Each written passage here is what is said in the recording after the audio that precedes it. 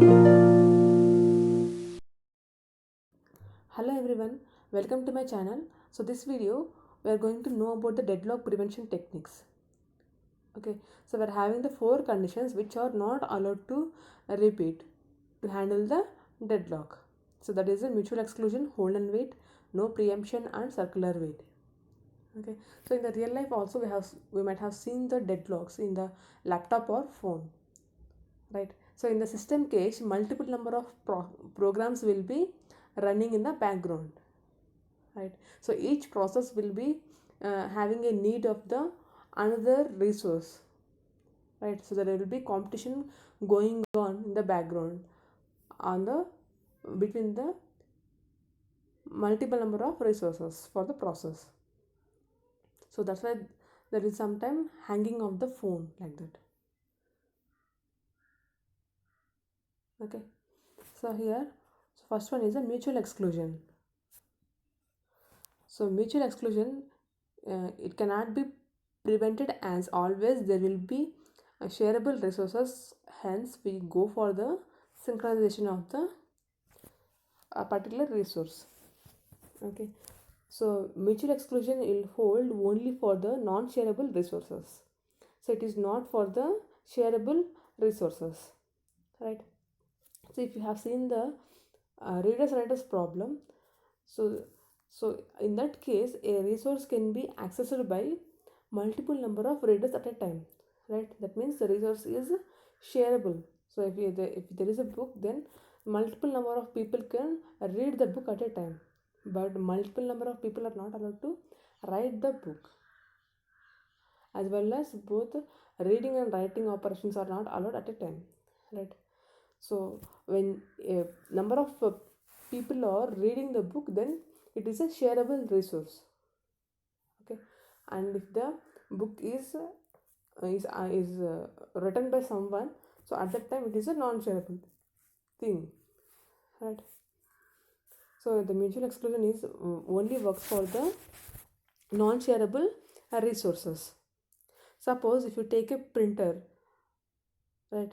So it is a non-shareable resource because so it cannot it cannot print the documents of the uh, different subjects, right? It cannot print the documents of the different documents at a time, right? It can print only one document at a time. So that's why it is so it cannot be shared by many processes at the same time.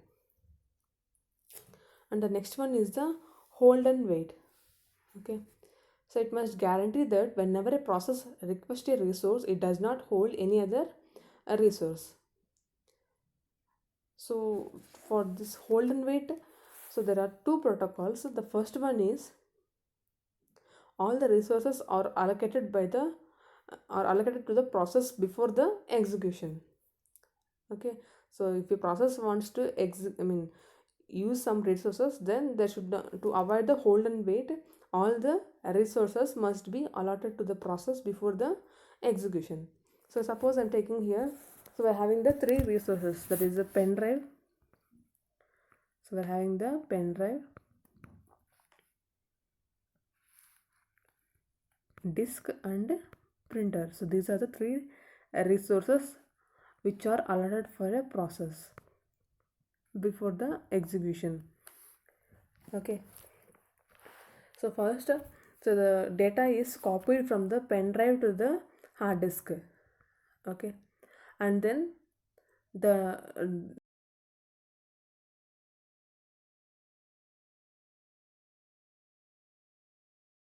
so while copying the data from the pen drive to the hard disk, then the printer is not used here.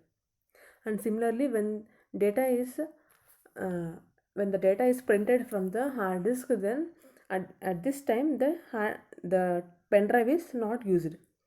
Okay, so while the data is copied between the hard disk to the, when the document is printed, then there is no chance of, then the pen drive is here free, right? It is idle.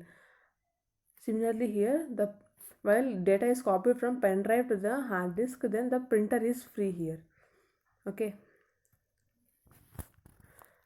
Okay, so when the data is copied from the pen drive to the hard disk, so here the printer is idle.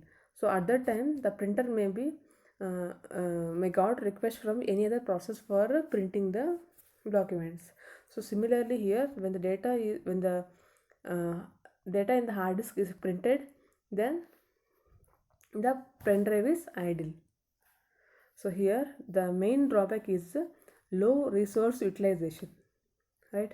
So here the process is occupying all the resources uh, which sometimes remain idle also.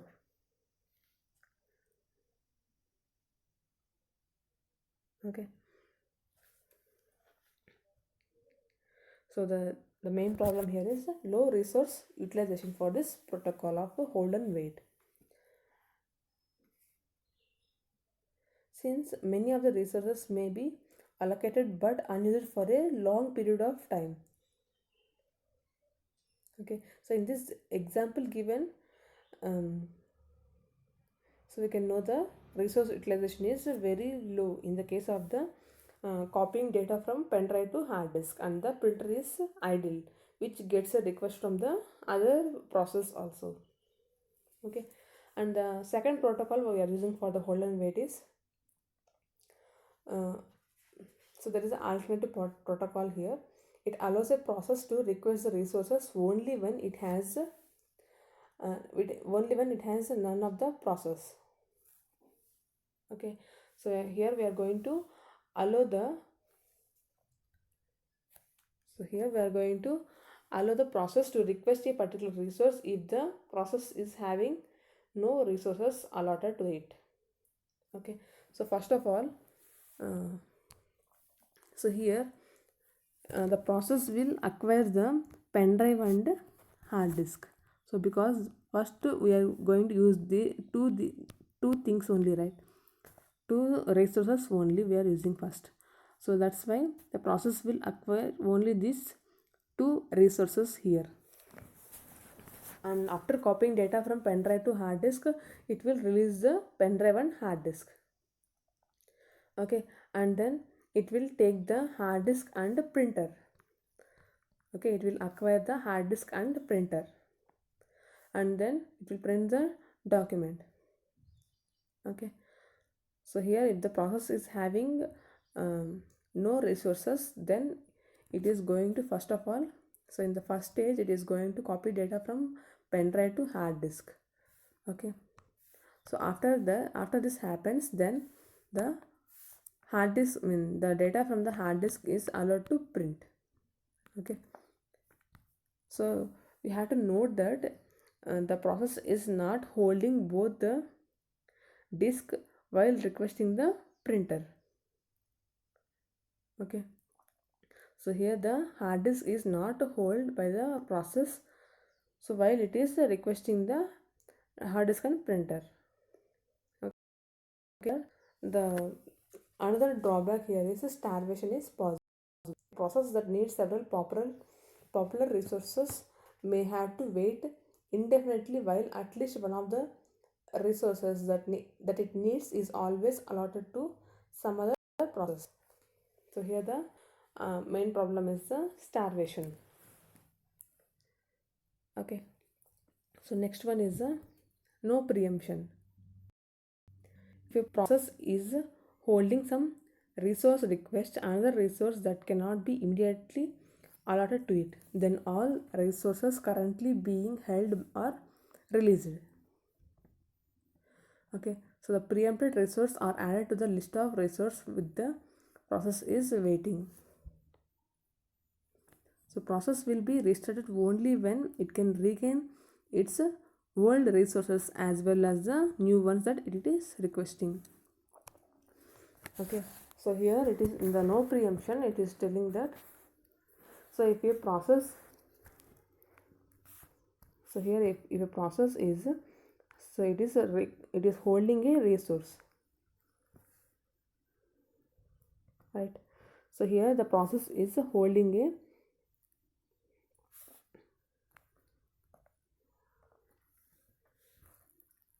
sorry, here the process is requesting a resource.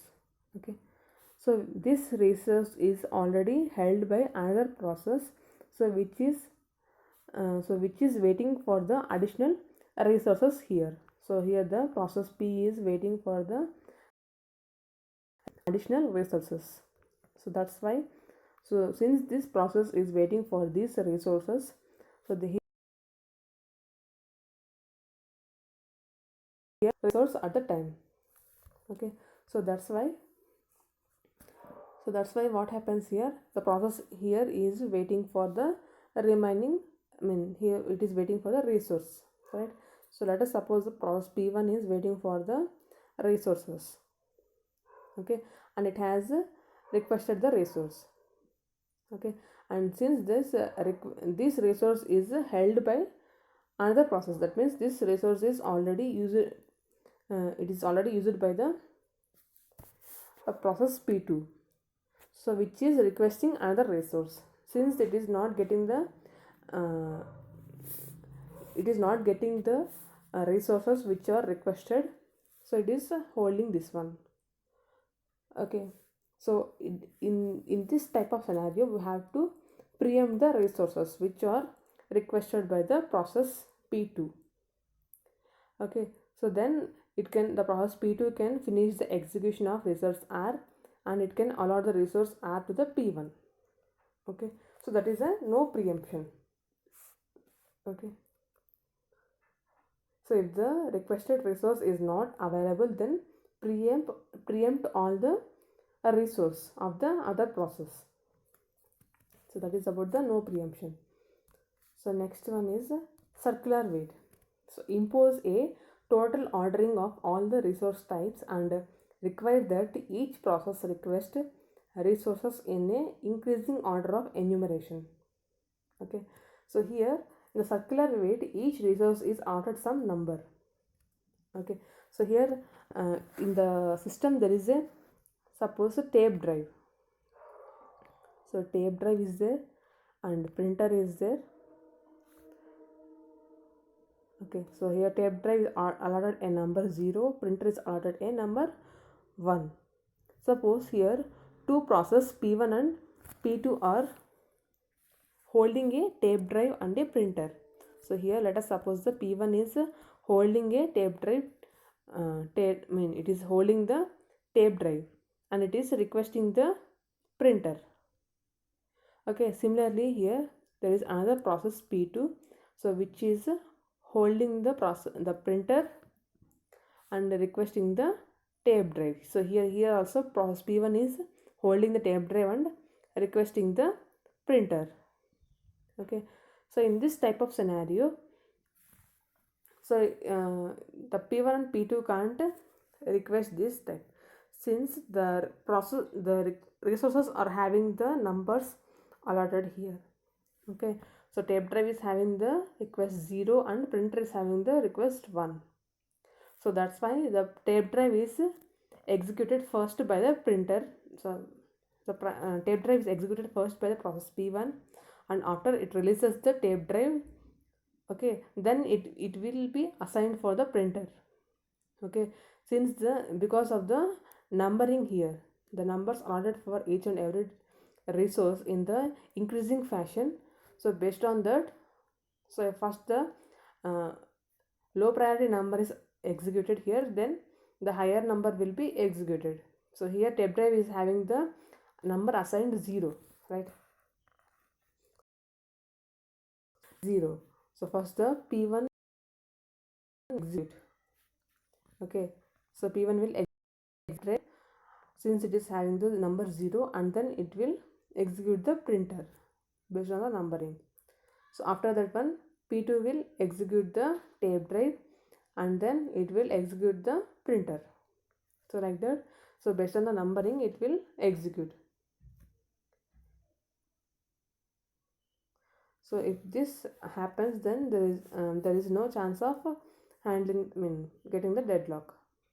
Okay, so here we are breaking the rule of circular wait. So P1 is waiting for P2 and like this. So breaking the chain of circular wait by imposing the ordering, the numerical ordering of the resources. Okay, and this is about the deadlock prevention characteristics. Okay, thanks for watching my video. Thank you. So here we are having the number of process allocated to the resources, that is ABC.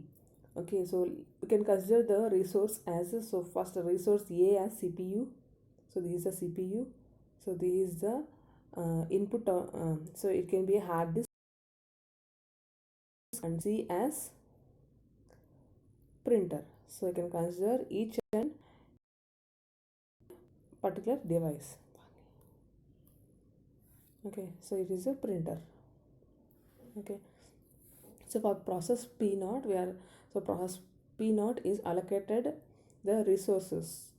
Okay, so we know that Banker's algorithm is only for multiple instances of resource. So here we are having the multiple amount of resources.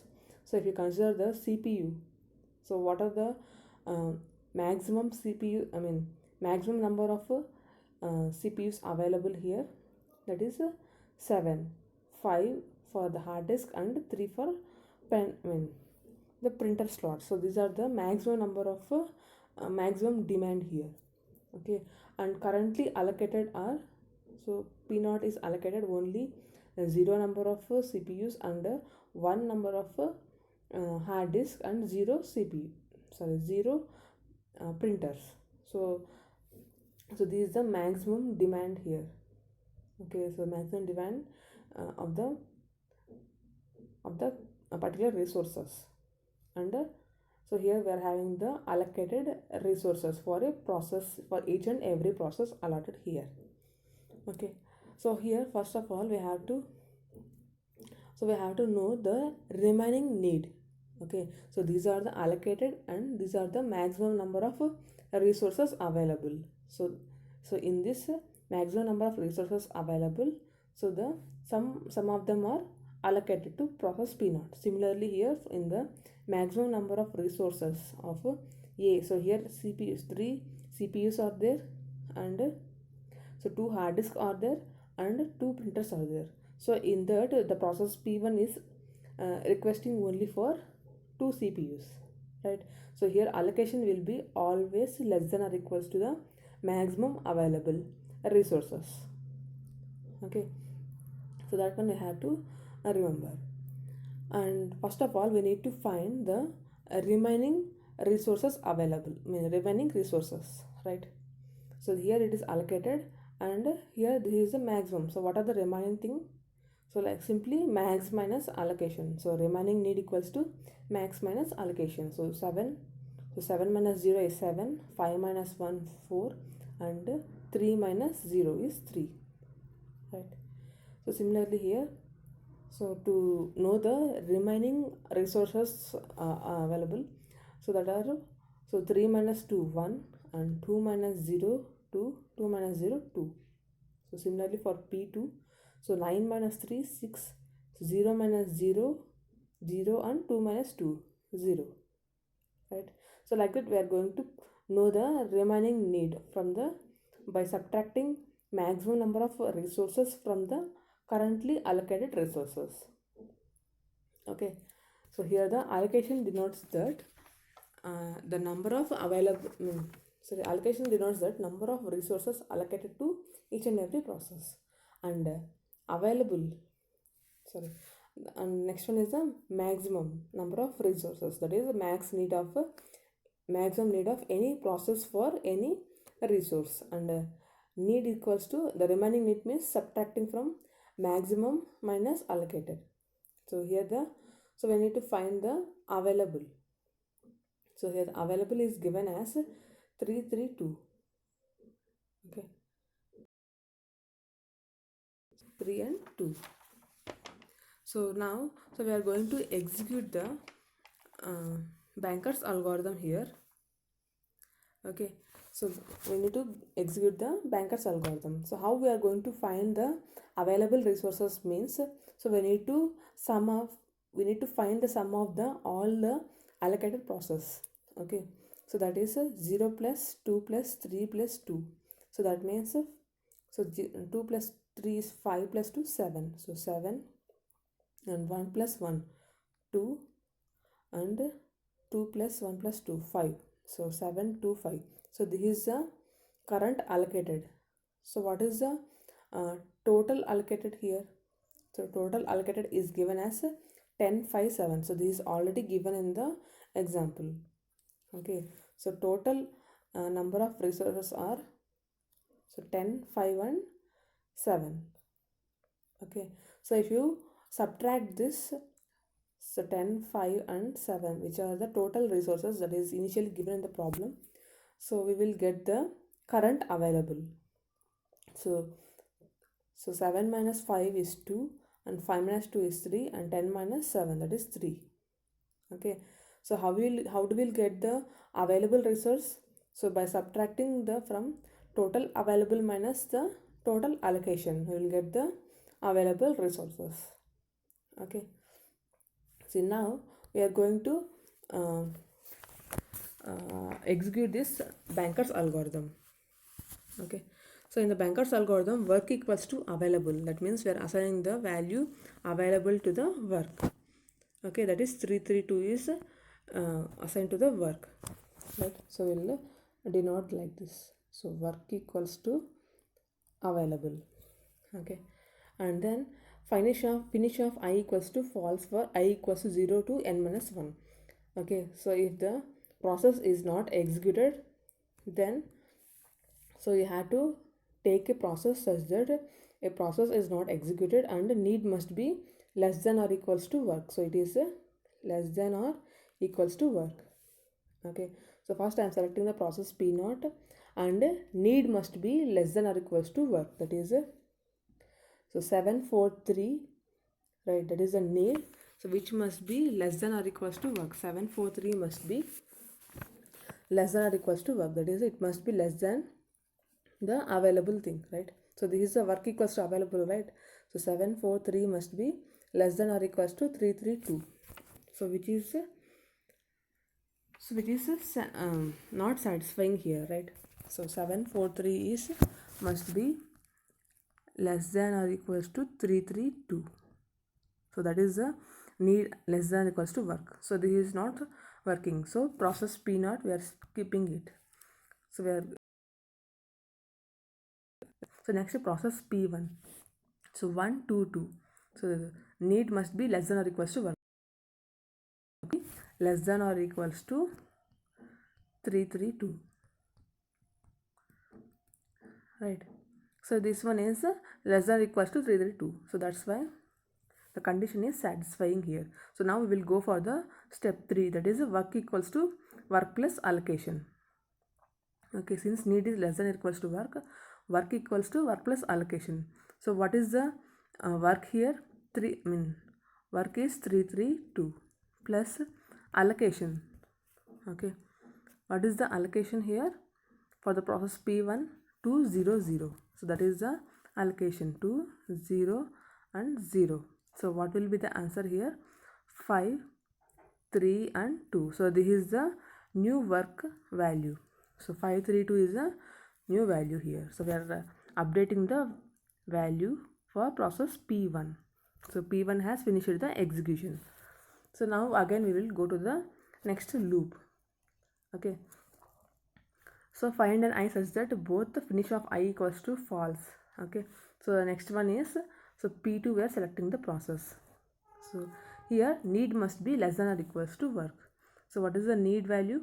600 must be less than or equals to 532. Okay, so 600 is not less than or equals to 532. So it is not executed. So next we will take the next process, that is P3. So P3 we are selecting here, and then need must be less than or equals to work. So 0 1 1 must be less than or equals to 532, right? So here 0 1 1 less than or equals to 532.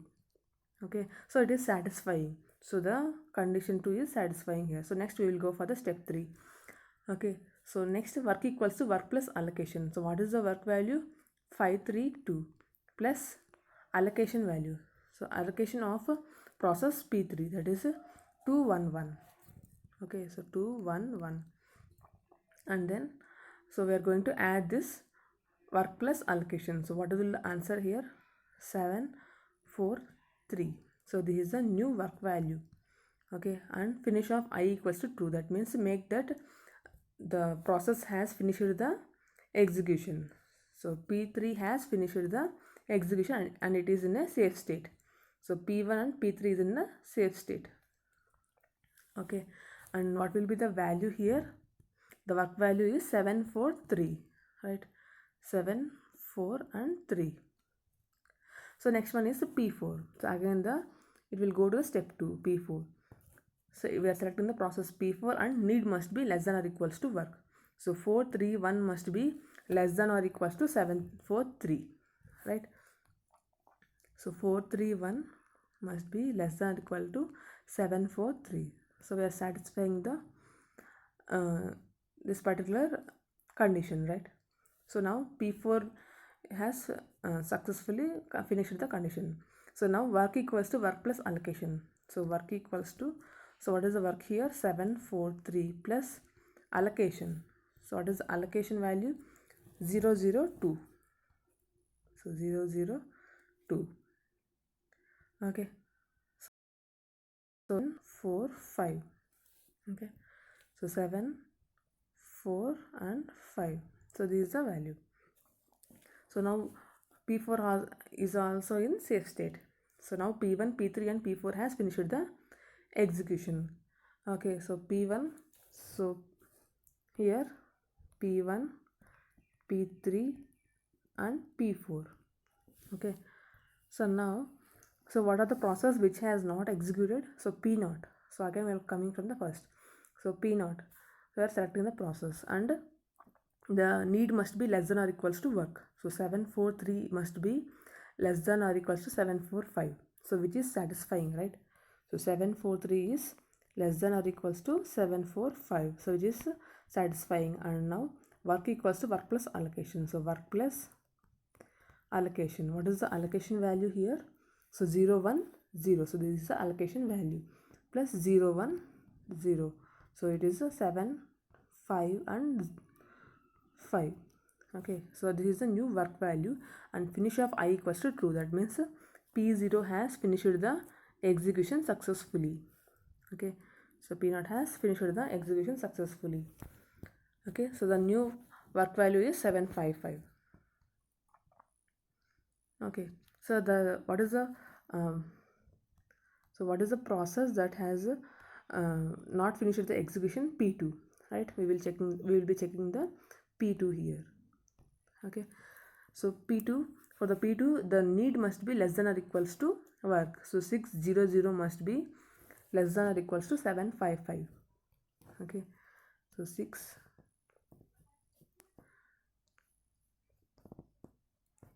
so we're taking 600 must be less than or equals to 755. So it is satisfying. So now the step, we go to step 3, that is work equals to work plus allocation. So work plus allocation. What is allocation value? 302. So 302. So this is the allocation value. So now 10 5 and 7. Okay, so now we are getting the total available resource, right? So work equals 10 5 7. So that value we are adding here, 10 5 7. Okay, so now we are getting the total available resources. So after here all the process has finished the total available resources, right? And now, so since all the process has finished the execution here, so the system, so for all the process I, so that the system is in safe state. The given problem, so system is in safe state. Okay, so this is about the deadlock. How do we avoid the deadlock in Banker's algorithm?